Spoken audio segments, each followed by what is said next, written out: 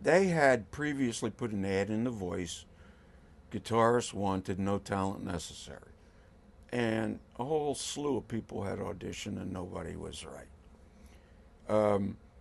I had connections in the music business, and I had made a little demo on a TAC 4 track, and they had that Neon Boys single of 3 songs, and although they said yes, I rang up Claude Nobbs.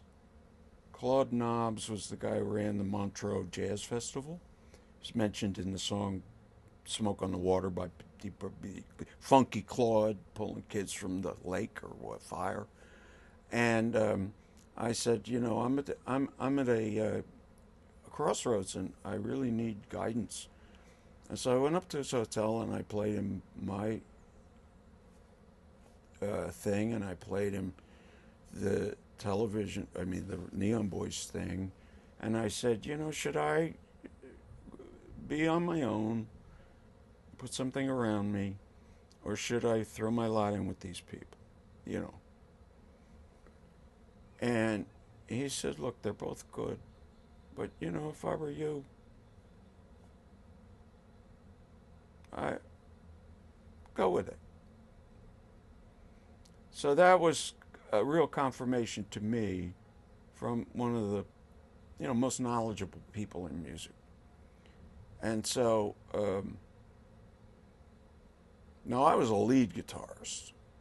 You know, I'd been taught secondhand by Jimi Hendrix, but I could also play rhythm. But I was my goal was to become famous as a lead guitarist. Tom also played lead and in a different style. So there was no,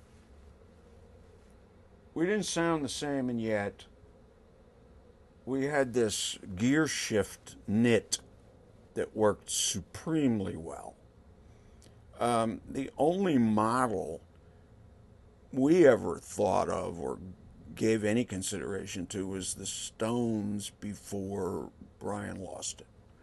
And you can't tell who's doing what, you know, on the very first and second records. And then, of course, he went, you know, off the walls. But that's the only, you know, and people say, you sound like the Velvets. And we go, I mean, I didn't know what the fucking Velvets sounded like because somebody in junior high school had taken me, said, the greatest record in the world, I want you to take you to hear it. And they took me to somebody's house and they put it on and they started shooting up and nodding out. And I said, they're sleeping. You know, what do I need from this? And I left and I never listened again. You know, I had never heard 13th Floor Elevator. You know, Tom had, obviously, and we did one of Rocky's songs, which Tom put his own name on.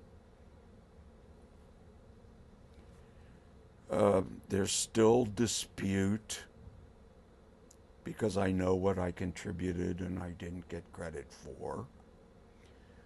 But you have to fight, you have to pick battles. And I knew what I needed to do so that the band would make it.